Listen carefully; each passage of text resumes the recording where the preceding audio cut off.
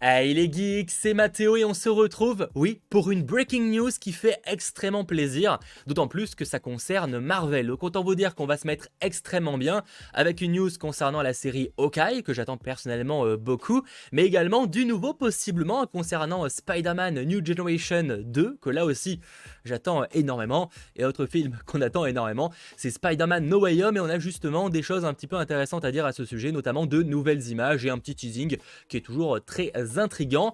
Commençons directement par la première news, et pas des moindres, la série Hawkeye. En effet, c'est officiel pour le coup, ça a été annoncé par Marvel Studios. Le 24 novembre, on aura le droit pas à un épisode, mais à 2 épisodes, un petit peu comme ce qu'ils avaient pu faire pour la série WandaVision. Donc voilà, 2 épisodes de la série Hawkeye seront directement proposés le 24 novembre, histoire vraiment de commencer en beauté, autant vous dire que du côté de 100% Marvel, notre émission qu'on fait toutes les semaines, ça risque d'être un gros programme, si on a 2 épisodes, plus après évidemment des petites choses diverses et variées comme de l'actualité, pourquoi pas un trailer qui sait d'ici le 24 novembre. En tout cas, ce sera une grosse soirée et surtout une belle journée avec 2 nouveaux épisodes directement. Après, officiellement, Disney déclare que c'est histoire de fêter un petit peu voilà l'arrivée d'Hawkeye, que c'est les fêtes de fin d'année, voilà, c'est histoire de fêter tout ça. Bon, en réalité, de mon avis, de ma supposition, c'est aussi pour éviter que le premier épisode de le livre de Boba Fett, donc qui arrivera le 29 décembre, arrive le même jour que le final de la série Hawkeye, parce que je rappelle que la série Hawkeye, donc c'est 6 épisodes, et en commençant le 24, s'il y avait donc un nouvel épisode chaque semaine, ça aurait voulu dire que le 29 décembre, ce serait chevauché dans la même journée le livre de Boba Fett début et le final de Hawkeye. Donc je pense que c'est histoire d'étaler ça et donc d'éviter que ça n'arrive. Après en vrai ils auraient pu tout à fait le faire, mais visiblement moi je miserais que ce serait en tout cas le pourquoi du comment de mon avis évidemment. Bref, en tout cas rendez-vous le 24 novembre pour la série Hawkeye aux côtés de Hailey Steinfeld en Kate Bishop. Bordel que j'ai extrêmement hâte. Mais autre projet sur lequel j'ai extrêmement hâte, film que j'adore, qui est probablement l'un de mes Spider-Man préférés, autant vous dire que je place directement la barre assez haute. Ça concerne Spider-Man New Generation 2, donc ce film d'animation voilà, magnifique. Et ben on a une information, alors ça reste pour le coup de la rumeur, contrairement à l'information précédente qui était clairement de l'officialisation. Là, disons que ça nous vient en gros d'une personne qui aura visiblement bossé sur le film et via son LinkedIn, et en gros on a possiblement le titre de ce film. Je rappelle que donc en France, nous c'est Spider-Man New Generation 1, il y avait Spider-Man Into the Spider-Verse pour la VO, mais pour le second opus, on n'avait pas encore le titre officiel, on savait juste qu'il sortira en octobre 2022, et puis c'est tout. Là, on aura possiblement le titre qui aurait donc, entre guillemets, leaké, ce serait possiblement Spider-Man Across the Spider-Verse, qu'on pourrait globalement traduire par Spider-Man à travers le Spider-Verse. Et finalement, ça aurait pas mal de sens parce que dans le premier film, même si on avait quelques images des autres univers, des différents personnages qui débarquent, l'univers principal reste celui de Miles Morales et le gros de l'histoire se passe dans cet univers-là. Possiblement que dans le second opus, ce qui pourrait changer, ce serait qu'en fait Miles Morales aille justement dans les autres univers et ça aurait finalement pas mal de sens par rapport aux différents teasings et ça permettrait vraiment de changer, de varier, et je trouverais ça juste extrêmement ultra cool. Donc à voir si ça se confirme dans les prochains mois. Pour le coup, ça peut vraiment tomber à n'importe quel moment, une officialisation. Moi, je me rappelle qu'ils ont annoncé la suite et une date de sortie finalement comme ça, sans forcément de teasing ou autre. Donc on verra si c'est annoncé prochainement, est-ce qu'ils vont peut-être en profiter de la sortie d'un film pour le faire, je ne sais pas en tout cas, j'ai assez hâte, il sort quand même en octobre 2022 donc on a le temps pour le coup, mais est-ce que c'est vraiment le titre du film, Across the Spider-Verse?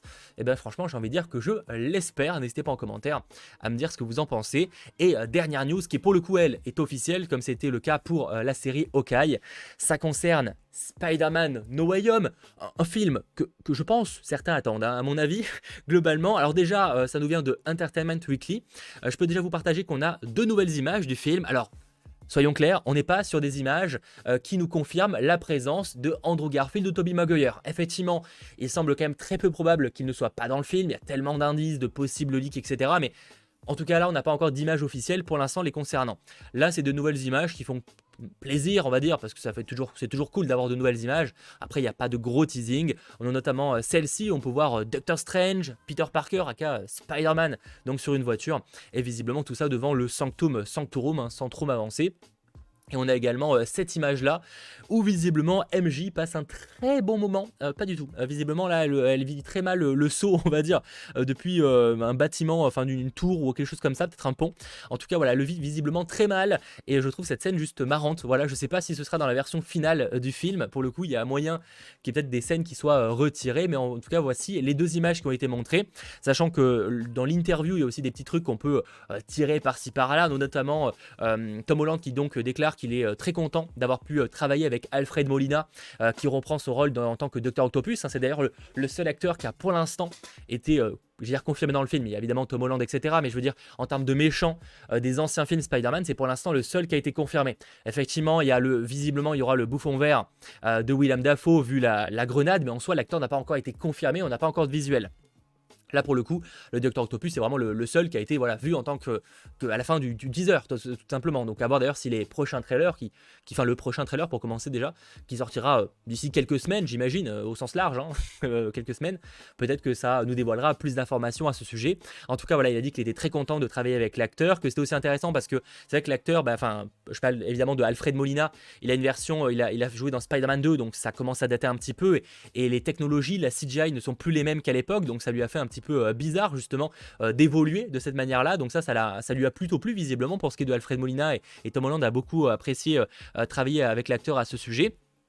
Et autre chose qui a été abordée dans cette interview, c'est d'ailleurs la dernière chose que je retiendrai, c'est que visiblement, ils ont un petit peu pensé ce film Spider-Man No Way Home comme la fin de la trilogie No Way Home, enfin la fin de la trilogie Homecoming, Far From Home. Alors en soi que le troisième film soit la fin de la trilogie, c'est logique, mais je veux dire là, vraiment, ils ont l'air d'avoir vraiment pensé comme une fin un peu d'une ère concernant Spider-Man, et qu'après, si on revoit Spider-Man Tom Holland, ce qui devrait arriver, ça marque vraiment une différence. Il ne reviendra pas de la même manière, qu'il ne reviendra pas pareil qu'il a été dans Spider-Man Homecoming, No Way Home et Far From Home.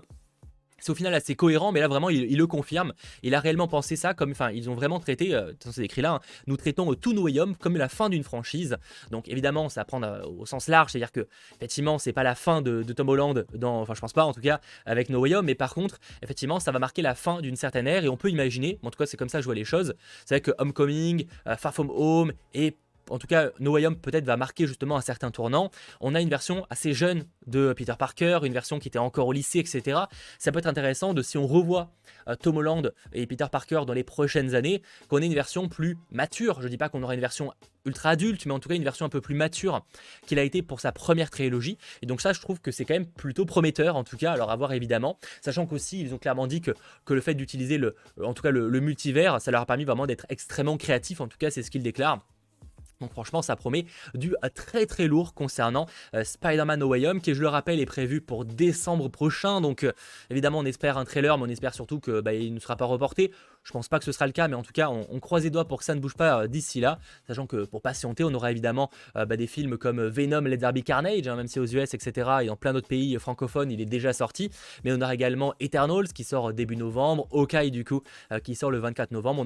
On aura quand même de quoi, on va dire, s'occuper d'ici la sortie de Spider-Man No Way Home, mais forcément on a extrêmement hâte. Voilà globalement ce que j'avais à dire. J'espère que cette vidéo Breaking News vous aura plu. Si c'est le cas, n'hésitez pas à lâcher le petit pouce vers le haut, à vous abonner, et on se retrouve très vite pour de nouvelles vidéos. C'était votre geek Mathéo, ciao tout le monde.